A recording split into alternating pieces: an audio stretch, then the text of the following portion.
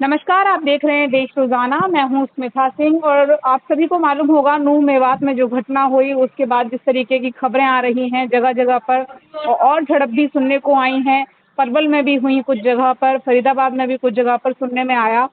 लेकिन ये सब क्यों हो रहा है, ये तमाम चीजें तो सवाल हैं ही। साथ ही जो एक बड़ी खबर है वो ये है कि नूह मेवात घटना के बाद जो बजरंग दल है उसने समर्थन मांगा है जाट समाज से। तो इसी पर बातचीत करने के लिए हमारे साथ जो ये फोनिक इंटरव्यू है इसमें मौजूद हैं फोन लाइन पर हमारे साथ जाट महासभा के जनरल सेक्रेटरी हैं चौधरी युद्धवीर सिंह जी। बहुत बहुत स्वागत है युद्धवीर जी आपका इस फोनिक वार्ता में। और सर, मेरा आपसे पहला सवाल यही होगा कि सर, नूह मेवात घटना के बाद जो जाटों का समर्थन मांगा गया है उसको लेकर आप क्या कहेंगे?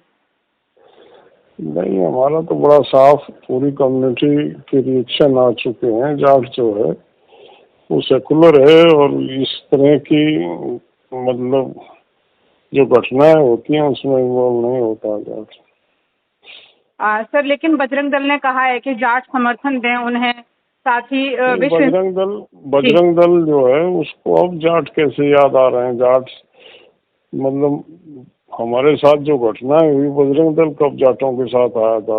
हम किसान आंदोलन में वो हमको सड़क खाली कराने के लिए हम पे पथराव करने गए थे, विश्व हिंदू परिषद और बजरंग दल के लोग हमको पीटने गए थे वहाँ पे। वो हरियाणा में जब जाट आरक्षण का मामला था तो वो सब हमारे खिलाफ षड्यंत्र कर रहे थे। हमारी पहलवान बेटियों के मामले में कब बजरंग दल आया?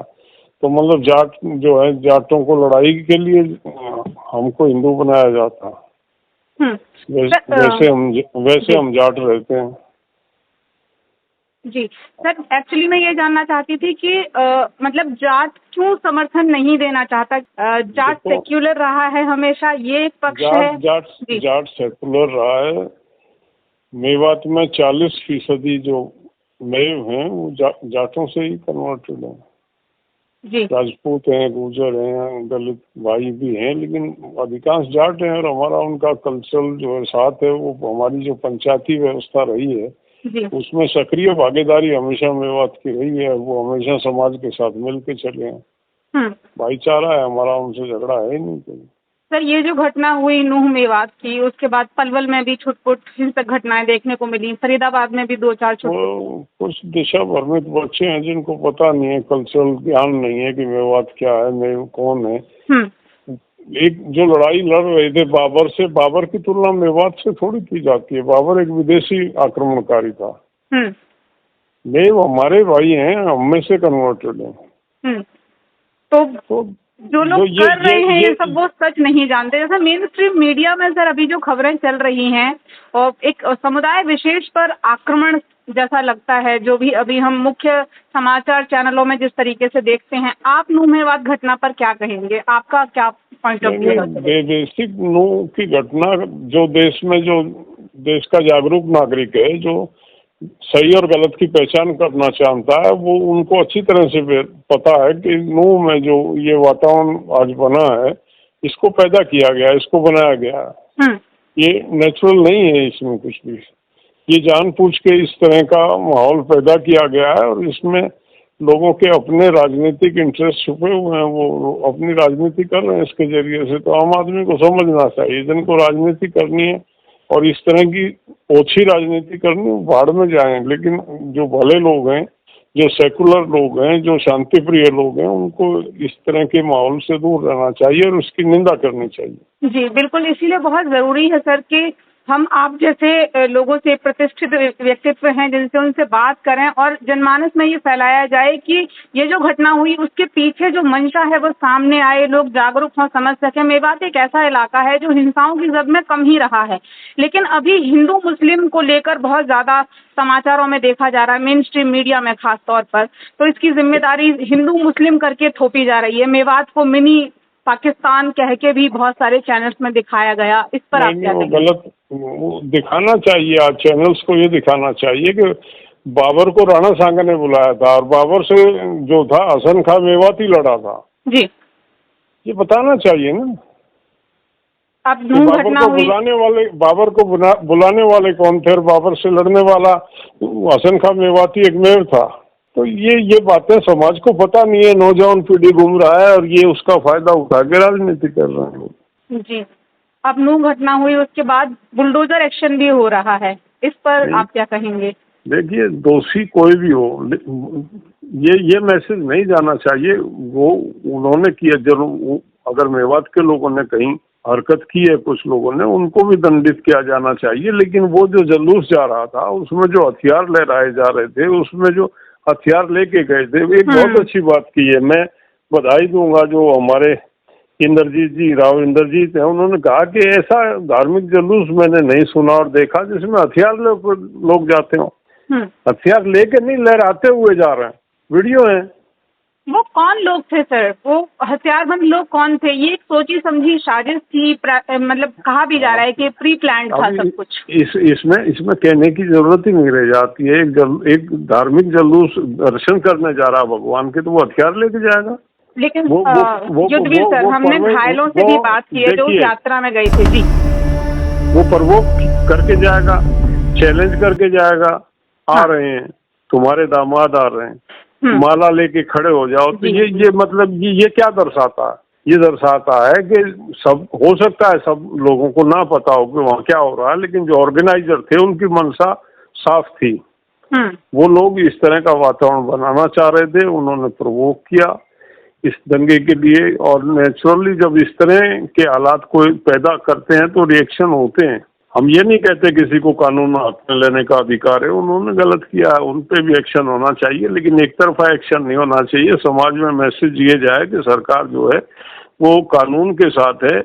सरकार मतलब कोई पक्षपात ना करके जहाँ से भी जिसने भी गलती की है उसको दंडित करे। जी सर, जिन्होंने उसको प्रवोक किया, जिन्होंने प्रवोक किया, जो लोग उस षड्यंत्र में शामिल थे, जो जानबूझ के निर्दोष लोगों को ले जाके जिन्होंने बलि का बकरा बनाने का प्रयास किया, उन लोगों को पहले दंडित किया जाना चाहिए। उनको आइडेंटिफाई करो, उस कॉन्स्पिरेसी की जड़ में जाओ, तो सरकार को अप्रिशिएट किया जाएगा देश में, ना तो निंदा होगी।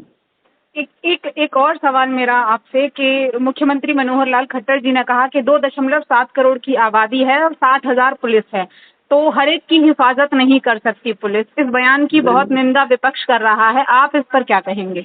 नहीं, ये बेसिक ये गैर जिम्मेदाराना बात है। ऐसे तो कोई भी कह सकता है। ऐसे तो कल को केंद्र सरकार कह देगी 140 करोड़ की जनसंख्या और लाखों में पुलिस है, तो फिर तो जंगल राज हो ही जाएगा ना अपने आप। मनोहर लाल की जो ये बयान है, ये दर्शाता है कि वो हिंसा को जायज ठहरा रहे हैं। ये मतलब जिस तरह की हिंसा हुई है, इसका फिर उनको छोड़ देना चाहिए सब मामला। एक आदमी के पीछे एक पुलिस वाला नहीं लगता। पुलिस का तो होना ही अपने आप में महत्वपूर्ण होता है, बशर्ते कि उसके हाथ ना बांधे जाए। क्यों? जब पहले से माहौल खराब था, पुलिस ने, LIU ने, CID ने रिपोर्ट दे दी कि तनाव है, कुछ भी हो सकता है, और उसके बाद उस यात्रा को मतलब मनमानी करने दिया गया, हथियारों के साथ यात्रा निकाली जा रही है, तो ये फेलियर नहीं है प्रशासन का। उनको तो रिजाइन कर देना चाहिए था जी। उनको तो छोड़ देना चाहिए था। नैतिकता होती तो मैं फेल रहा। कुछ छुपा हुआ नहीं था ये सारा, ये सब कुछ होगा, ये सबको पता था। युद्धवीर सर, बहुत खबरों में है कि बजरंग दल ने जाट समाज का समर्थन मांगा है और कि वो साथ आए, और इस तरीके का एक समर्थन जाट समाज से मांगा गया। एक स्पष्ट आपसे जवाब मैं चाहूंगी, जो देश की जनता सुने, एक संदेश ले कि भाईचारे में, उसको लेकर आप क्या सोचते हैं एक जाट समाज के नेता के नाते? जाट नफरत नहीं फैलाता है जी। जाट पंचायती व्यवस्था में विश्वास करता है, भाईचारे में विश्वास करता है। जाट जो है जुल्म के खिलाफ, जुल्म करने के लिए नहीं खड़ा होता, जुल्म को रोकने के लिए खड़ा होता है। और बजरंग दल के लोगों ने जो उनका रवैया है, वो केवल और केवल नफरत फैलाना। उनको अपने आप को सुधारना चाहिए, समाज को समझना चाहिए, इस तरह के संगठनों को बढ़ावा नहीं देना चाहिए। ये जो लोगों ने इस प्लेटफॉर्म का, बजरंग दल कितने बड़े नाम का, जिसके साथ हमारी भावनाएं जुड़ी हुई हैं, बजरंग बली के साथ जी। उस नाम का प्लेटफॉर्म बना के और उसमें इस तरह के अपराधी प्रवृत्ति के लोग घुस गए हैं जो समाज में वैमनस्य पैदा कर रहे हैं जी। तो ये गलत है, निंदनीय है। समाज को इन लोगों की निंदा करनी चाहिए, इनका सहयोग देने की बजाय इनको रोकने का प्रयास करना चाहिए। जो समाज के नए बच्चे गुमराह करके इन्होंने अपने साथ लगा रखे हैं, जी उनको समझाना चाहिए। हर समाज का अपना दायित्व बनता है। जी अपने समाज में आदमी बेहतर तरीके से समझा सकता है। जाट समाज में आपने देखा होगा पिछले 3 दिन से जी सैकड़ों समाज के जो हमारे लोग हैं, जिनका समाज में अपना कोई स्थान है, उन्होंने सबने अपील की अपने बच्चों से जी कि ये हमारा कैरेक्टर नहीं है, ये हमारा चरित्र नहीं है। हम भाईचारे में भरोसा करते हैं, हम अपनी सुरक्षा करना जानते हैं। जी हमने की भी है जब जब मौके आए हैं। ऐसा नहीं है, मैं इतिहास नहीं यहाँ खोलना चाहता, लंबा विषय हो जाएगा। बिल्कुल लेकिन हम अपनी सुरक्षा भी करना जानते हैं और दूसरे को मुसीबत से निकालना भी जानते हैं। दोनों काम ये समाज बखूबी करता है। जी तो मेरी अपील है अपने नौजवानों से, गुमराह ना हो। ये जो लोग उनका इस्तेमाल कर रहे हैं, ये कहीं ना कहीं इनके कुछ और इंटरेस्ट हैं, उनके माध्यम से ये अपना उल्लू सीधा करना चाहते हैं। तो इस तरह की बहकावे में ना आगे और समझें और शांति बनाए रखें, भाईचारा बनाए रखें। बहुत बहुत ये शुक्रिया देश सर। हमारा। जी बहुत बहुत शुक्रिया सर, आपका समय निकाल कर हमसे बातचीत करने के लिए बहुत शुक्रिया। जी धन्यवाद।